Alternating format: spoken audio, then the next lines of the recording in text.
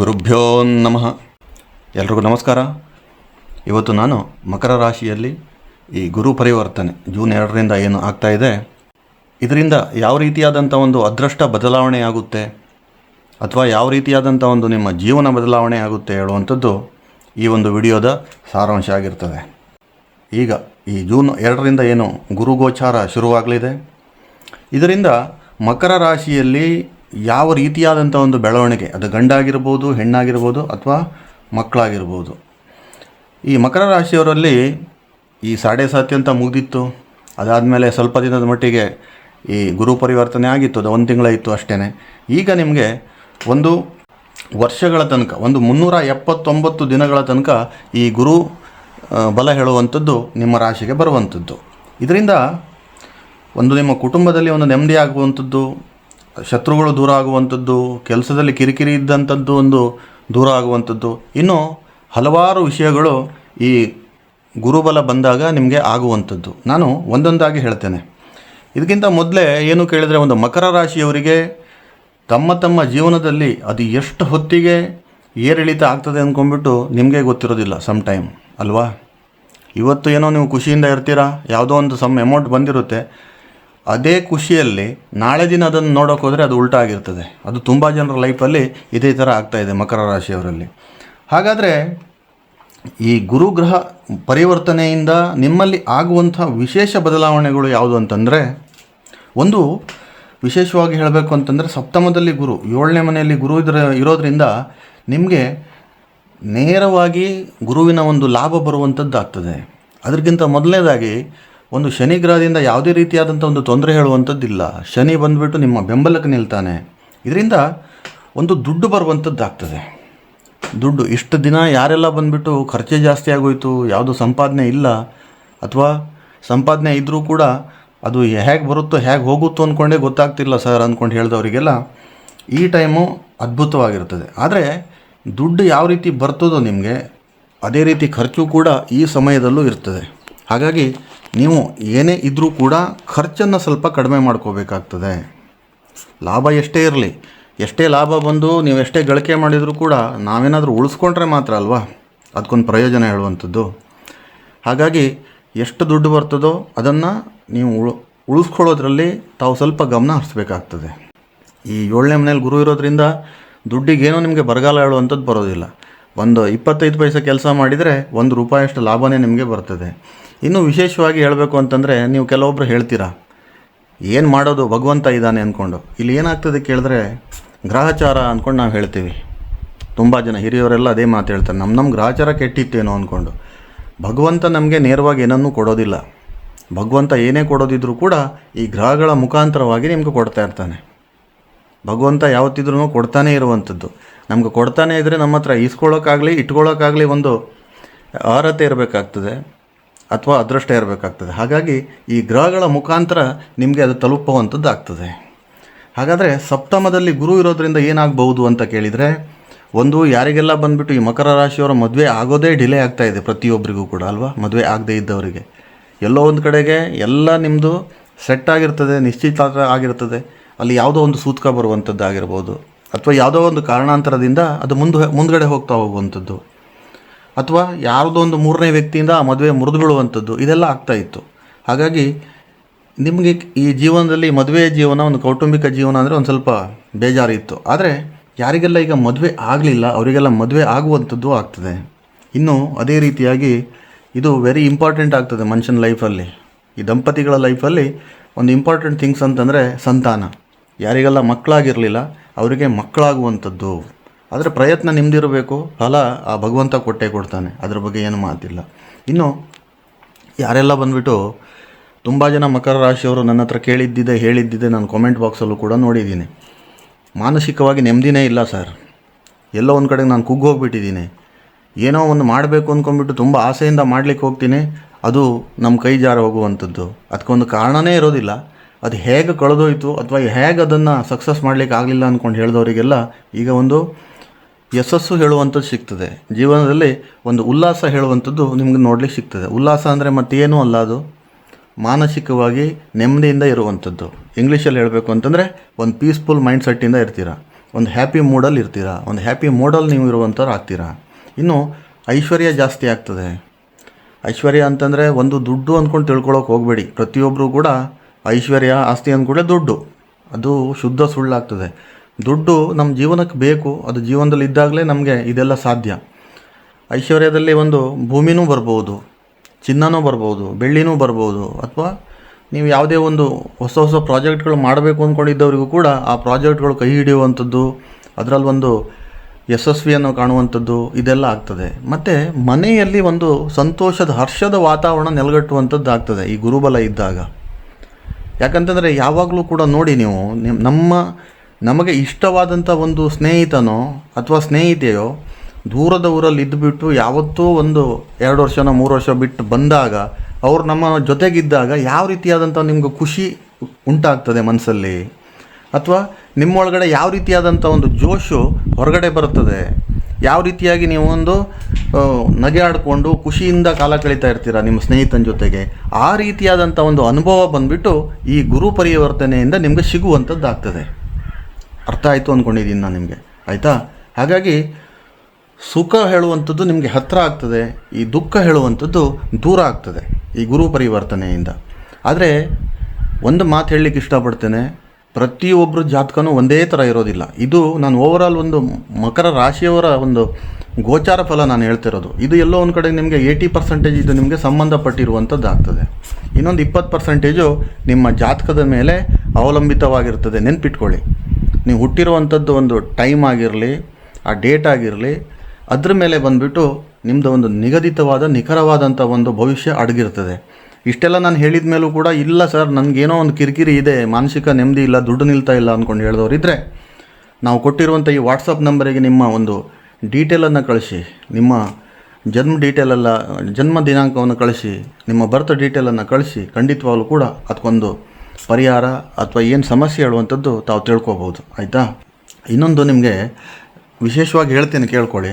ವಿದೇಶದಲ್ಲಿ ಕೆಲಸಕ್ಕಿದ್ದವರು ಅಥವಾ ವಿದೇಶದಲ್ಲಿ ಬಿಸ್ನೆಸ್ ಮಾಡ್ತಾ ಇದ್ದಂಥವರು ಅಥವಾ ವಿದೇಶದಲ್ಲಿ ಯಾವುದೋ ಒಂದು ದೊಡ್ಡ ಜಾಬಲ್ಲಿ ಇದ್ದ ಕೂಡಲೇ ಅವನು ಖುಷಿಯಾಗಿದ್ದಾನೆ ಹೇಳುವಂಥದ್ದು ನಮ್ಮ ಭಾರತದಲ್ಲಿ ಇರುವಂಥ ನಮ್ಗಳದೆಲ್ಲ ಅದು ತಪ್ಪು ಕಲ್ಪನೆ.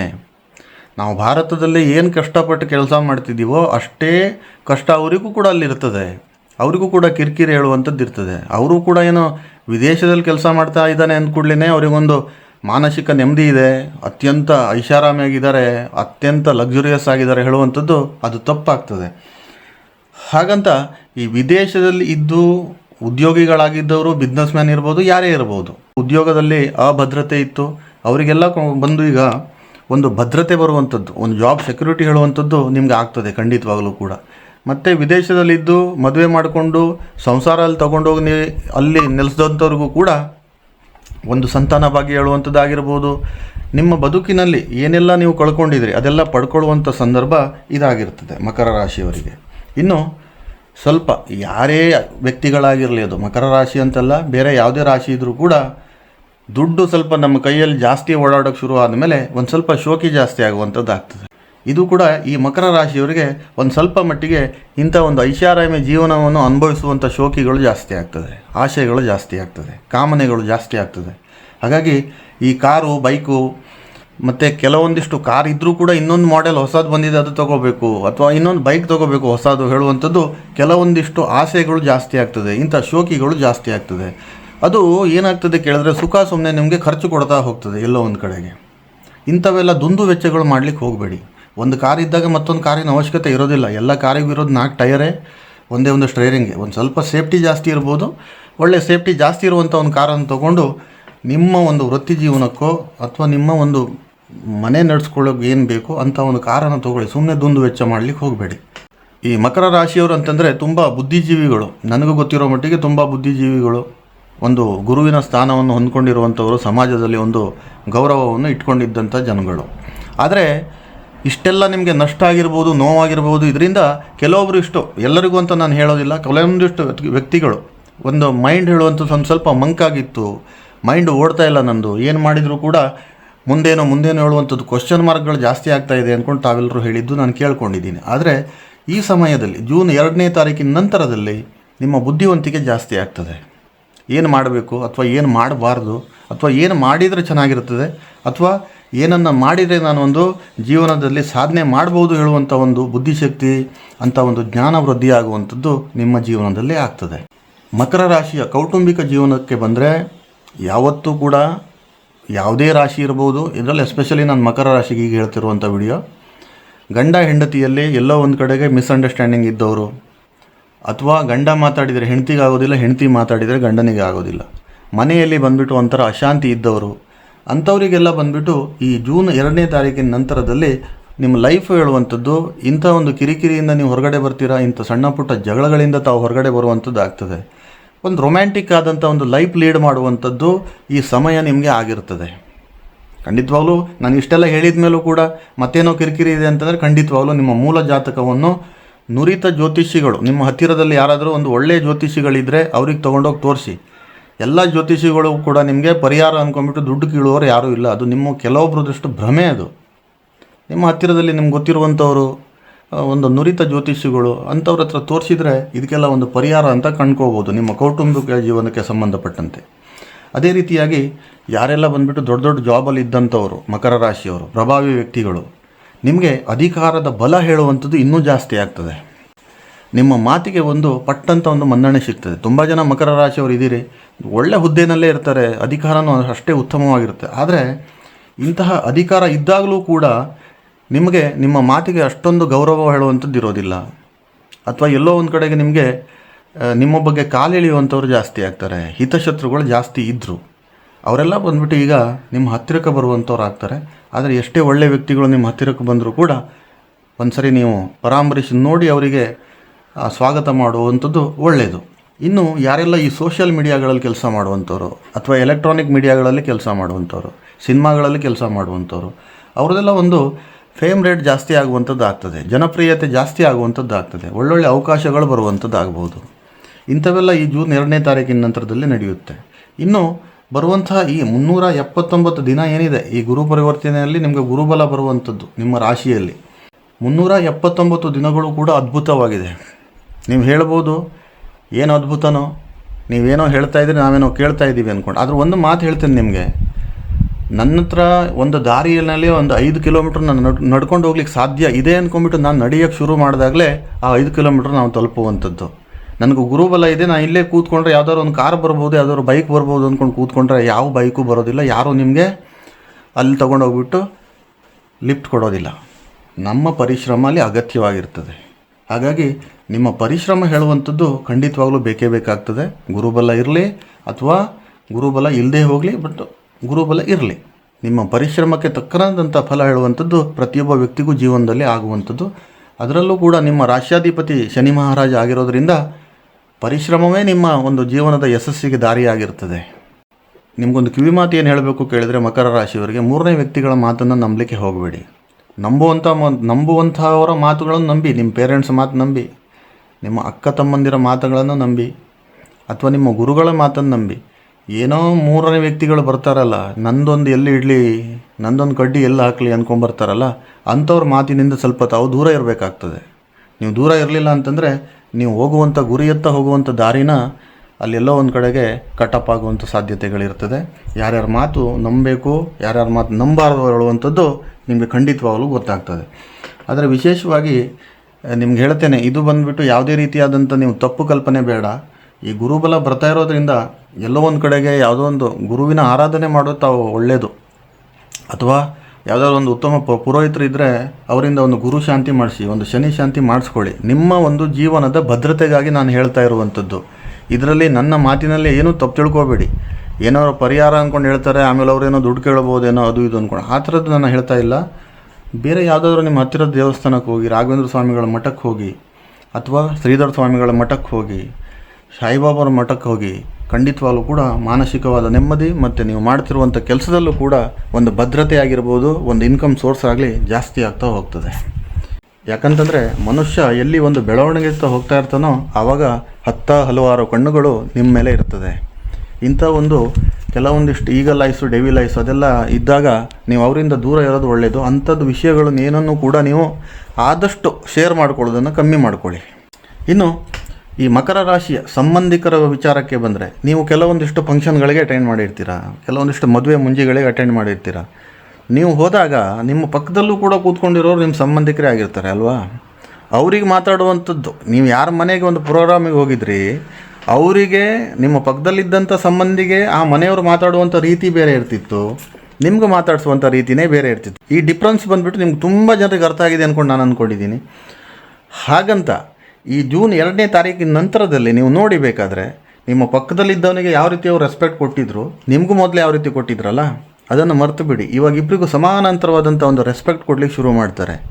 ನಿಮಗೆ ಆಗಿರುವಂಥ ಒಂದು ಚೇರು ಕೂಡ ಹಾಕುವಂಥದ್ದು ಸಮಯ ಈ ಜೂನ್ 2ನೇ ತಾರೀಕಿನಿಂದ ಈ ಮಕರ ರಾಶಿಯವರಿಗೆ ಶುರುವಾಗ್ತದೆ. ಖಂಡಿತವಾಗಲೂ ಕೂಡ ಯಾವುದೇ ರೀತಿಯಾದಂಥ ಒಂದು ಅವಮಾನ ಆಗಿರಲಿ ಅಥವಾ ಯಾವುದೇ ರೀತಿಯಾದಂಥ ಒಂದು ನಿಮಗೆ ನಿಂದನೆ ಆಗಿರಲಿ ಮಾಡೋದವ್ರು ಇದ್ರಲ್ಲ, ಅವರಿಂದನೇ ಬಂದುಬಿಟ್ಟು ಇವಾಗ ಒಂದು ಸನ್ಮಾನ ಆಗುವಂಥದ್ದು ಆಗ್ತದೆ. ಮತ್ತು ಅವರ ಬಾಯಿಂದನೇ ನಿಮ್ಮ ಹಿಂದೆ ನಿಮಗೋಸ್ಕರ ಅವರು ಬೇರೆಯವ್ರ ಹತ್ರ ಒಳ್ಳೆಯ ಮಾತನಾಡುವಂಥ ಸಂದರ್ಭಗಳು ಯಥೇಚ್ಛವಾಗಿ ಈ ಸಂದರ್ಭದಲ್ಲಿ ಆಗಲಿಕ್ಕಿದೆ. ಖಂಡಿತವಾಗಲೂ ಕೂಡ ಯಾರೆಲ್ಲ ಅವಮಾನ ಮಾಡಿದರೂ ಅವರಿಗೆಲ್ಲ ಉತ್ತರ ಕೊಡುವಂಥದ್ದು ಸಂದರ್ಭ ಇದಾಗಿರ್ತದೆ. ಹಾಗಂತ ಅವರಿಗೆ ಯಾವುದೇ ರೀತಿಯಾದಂಥ ಒಂದು ಮಾತಿನ ಮೂಲಕ ತಾವು ಉತ್ತರ ಕೊಡಬೇಕು ಹೇಳುವಂಥದ್ದು ನನ್ನ ಅಭಿಪ್ರಾಯ ಅಲ್ಲ. ನಿಮ್ಮ ಕೆಲಸನೇ ಅವ್ರಿಗೆ ಉತ್ತರ ಕೊಡಬೇಕು, ನಿಮ್ಮ ಯಶಸ್ಸೇ ಅವ್ರಿಗೆ ಉತ್ತರ ಕೊಡಬೇಕು. ಅಂತಹ ಒಂದು ಪ್ಲ್ಯಾಟ್ಫಾರ್ಮು, ಅಂತಹ ಒಂದು ವೇದಿಕೆ ಈ ಮಕರ ರಾಶಿಯವರಿಗೆ ಈಗ ಸಿದ್ಧವಾಗಿದೆ. ತಾವು ಸಜ್ಜಾಗಿ ನೀಟಾಗಿ ಒಂದು ಪ್ಲ್ಯಾನ್ ಮಾಡ್ಕೊಳ್ಳಿ. ತಾವು ಮಾಡ್ತಿರುವಂಥ ಕೆಲಸದಲ್ಲಾಗಲಿ, ಯಾವುದೇ ಒಂದು ಮನೆ ಕಟ್ಟೋದ್ರಲ್ಲಾಗಿರಲಿ ಅಥವಾ ಯಾವುದೇ ಒಂದು ಬಿಸ್ನೆಸ್ ವಿಚಾರಕ್ಕೆ ಬಂದರೂ ಕೂಡ ನೀಟಾಗಿ ಪ್ಲ್ಯಾನ್ ಮಾಡಿಕೊಂಡು ನೀಟಾಗಿ ಅದರ ಬಗ್ಗೆ ತಿಳ್ಕೊಂಡು ಹೆಜ್ಜೆ ಇಡಿ. ಖಂಡಿತವಾಗಲೂ ಕೂಡ ಮಾಡುವಂಥ ಕೆಲಸದಲ್ಲಾಗಿರಲಿ, ಯಾವುದೇ ಒಂದು ವಿಚಾರದಲ್ಲಾದರೂ ಕೂಡ ಒಂದು ನೀಟಾಗಿ ಪ್ಲ್ಯಾನ್ ಮಾಡಿಕೊಂಡು ಆ ಒಂದು ಗುರು ಪರಿವರ್ತನೆಯ ಒಂದು ಗುರು ಬಲದ ವೇದಿಕೆ ಏನಿದೆ ಅದನ್ನು ಉಪಯೋಗ ಮಾಡ್ಕೊಳ್ಳಿ. ಮುಂದೆ ಬರುವಂಥ 379 ದಿನವೂ ಕೂಡ ನಿಮಗೆ ಚಿನ್ನದ ದಿನವಾಗಲಿ ಅಂತ ಹೇಳ್ತಾ ಮತ್ತೊಮ್ಮೆ ಎಲ್ರಿಗೂ ನಮಸ್ಕಾರ. ಸರ್ವೇ ಜನ ಸುಖಿನೋ ಭವಂತು.